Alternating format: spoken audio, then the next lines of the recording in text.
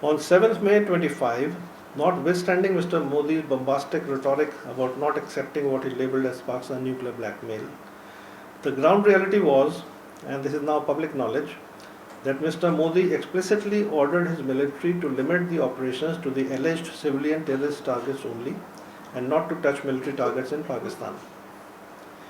Foreign Minister Jaishankar openly admitted as much and is on record.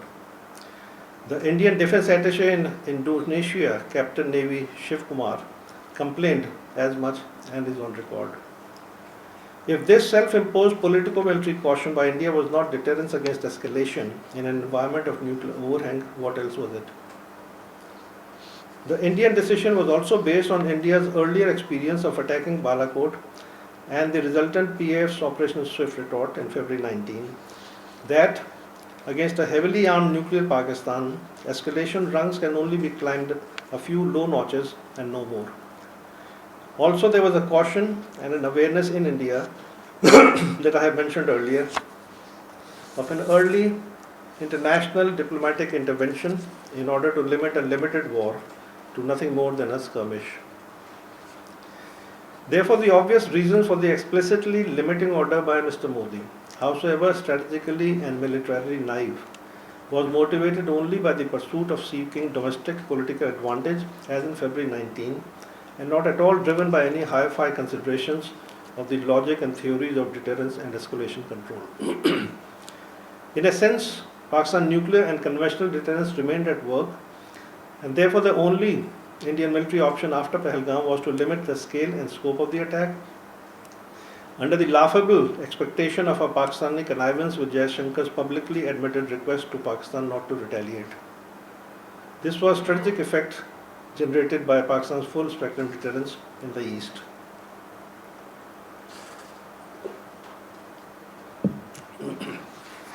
Similarly, in Washington, D.C., the US Vice President J.D. Vance, who had only on the previous evening stated that the India-Pakistan standoff was none of the United States' business, suddenly concluded overnight on the 10th of May that preventing India's further thrashing was indeed the business of the United States. Multiple phone calls did the rest, and India was rescued. Nuclear deterrence effects were at work in the West simultaneously. President Trump has been highlighting this effect ever since every time he speaks about the India-Pakistan standoff that he prevented a nuclear war. Conclusion: Pakistan's full spectrum deterrence worked in both directions, east and west, and was no bluff. It generated deterrence effects as visualized in Pakistan's policy of full spectrum deterrence. India's desire for seeking the so-called space for limited war despite a nuclear overhang remained shrunk as it opted to limit its initial escalation as openly admitted.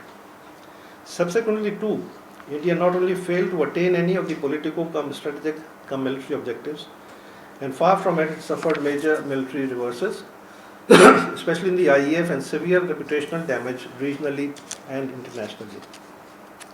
For India, I think Operation Sindoor became an anticlimax and boomeranged on its planners. It is likely to be a chastening experience for India's future decision making. Also, please note the interesting fact that in the last few years, operational terminologies in South Asia and in international jargon have also undergone a subtle downgrade. Instead of wars and limited wars, we now refer to the short military engagement between India and Pakistan as escalation, retaliation, and skirmishes. I think the shift in the choice of words is in itself a fair indicator that the twin effects of nuclear deterrence, as well as the lack of international appetite for violence by conventional forces between two nuclear powers, has played a positive role. To keep things in perspective, and because the Indians went into a grand propaganda overdrive to falsify their losses and grossly exaggerate Pakistan's losses in an attempt to concoct a victory of sorts, I would like to recall briefly the essence of the events to highlight the clearly poor performance of India's overrated conventional forces, particularly the Indian Air Force, against a relatively underrated adversary for Pakistan. From this recall will flow some answers to further today's debate.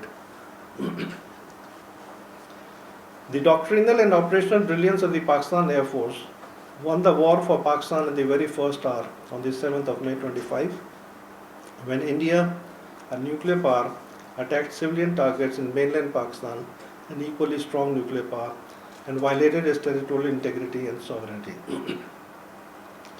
The Indian strategic judgment in risking a nuclear Armageddon can only be labelled as one of the most bizarre and irresponsible acts in the annals of military history.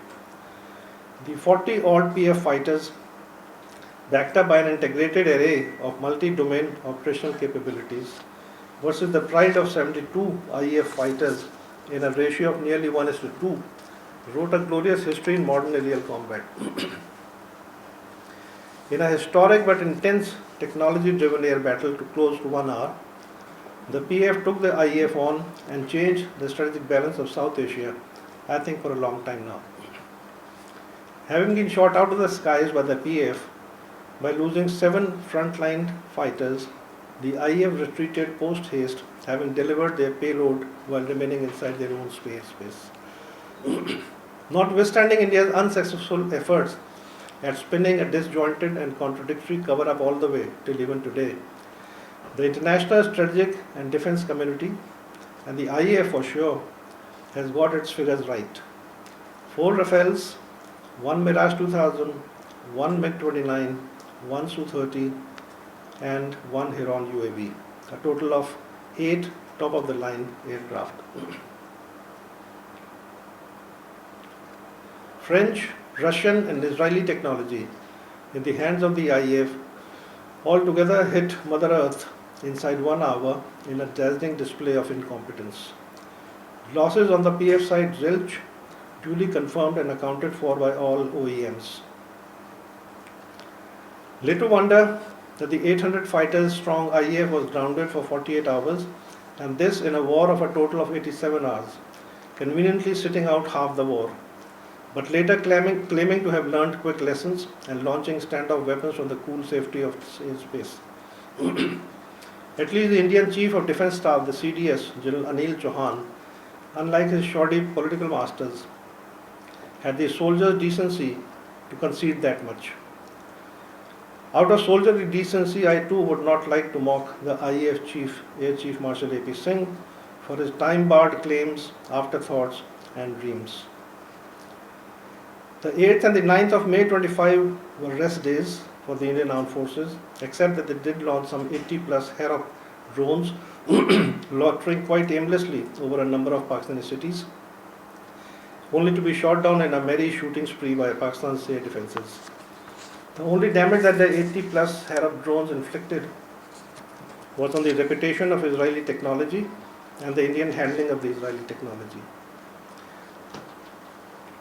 And finally dawned the morning of the 10th of May, when a few IEF aircraft came out of their PF-imposed hiding and from the safety of the Indian airspace, attacked selected PF bases with limited numbers of standoff weapons, including the BrahMos cruise missiles, once again inflicting negligible damage.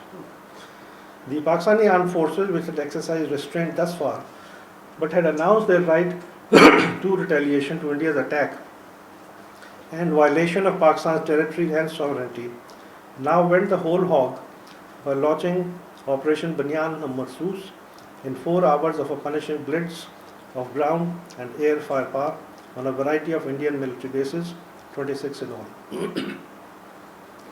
No civilian targets, unlike India's opening salvos on the 7th May.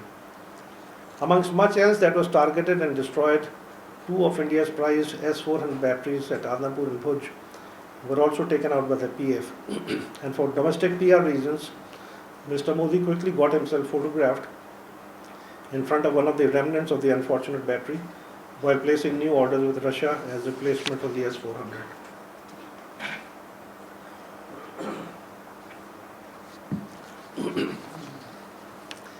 Pakistan Army's Al-Fatah missiles and artillery had a field day in attacking Indian units and headquarters on the line of control in Kashmir and inside mainland India. The resultant Indian operational situation in those 4 hours under the Pakistani firepower blitz was best summed up by CNN's Nick Robertson in his dispatch the same evening. He said India didn't know what happened. And for CNN to say that is saying a lot. Operation Banyan Mursus, which lasted some 3 to 4 hours only, convinced India to cut further critical losses, which were piling up rapidly by the hour, in addition to the first night loss of 7 top-of-the-line fighter aircraft and an Israeli Heron UAV. India had had enough. It asked for US intervention. Any subsequent denials to that effect by India, in order to regain lost political ground and as part of a domestic disinformation campaign, can be easily corrected by a simple replay of the Indian military spokesperson Colonel Sofia Qureshi's television pleadings on the 10th May afternoon that India was ready for a ceasefire if Pakistan was. It was a white flag which the poor girl had been asked to put up on behalf of the 1.2 million Indian military and on behalf of the muscular Mr. Modi himself. The might and pride of India found it convenient to hide behind her coattails. The results are laid bare before the entire world to see and accept as India stands humiliated militarily, politically, and is also now displaying signs of socio-political stress in its polity due to the stunning defeat against an adversary that India grossly underestimated on all accounts. True to form, nevertheless, India has been trying to project through frivolous and utterly false propaganda, mainly for home consumption, that it scored a victory over Pakistan. To the utter disappointment of India, though, none in the international community has bought the Indian story. The international media has consistently put out stories and analyses of India's poor battle performance. The damage that was inflicted on critical Indian military assets by the Pakistani military in 4 days cannot be hidden or wished away in this day and age of super technology. The stock markets do not lie. Pakistan not only surprised and stunned India but also surprised and stunned the world. What started as an escalatory war between two nuclear armed neighbors soon transited to a much larger global debate about superior Chinese technology versus Western technology. The debate invoked not only strategic implications and consequences as far away as Taiwan, Asia Pacific, ASEAN, Europe and NATO, but also for the global arms trade industry, as the stock markets reacted to reflect the ground reality of a classic technology demonstration by the Pakistan Air Force. The debate has become one of China versus France by a tennis score of 7-0. In 3.5 unforgettable days, it has been firmly established that is now the Pakistan Air Force and not the Indian Air Force that is the dominant air power in South Asia. The Pakistan Air Force rules the skies. When the PF brought down the pride of Western, Russian and Israeli technology to the ground in a matter of few hours, the PF had acquired a position of air superiority. The Rafale fleet was grounded and pulled back, and the IAF for all practical purposes became what we might call an LOB, left out of battle. The IAF was not only outranged by the PL-15 BVR, it was also, if I may use my own term, out-teched by the deadly PF operational strategy of multi-domain operations based on the integration of J-10, JF-17, PL-15, BVR missiles, AWACS, EW, and overall superior air defense ground environment.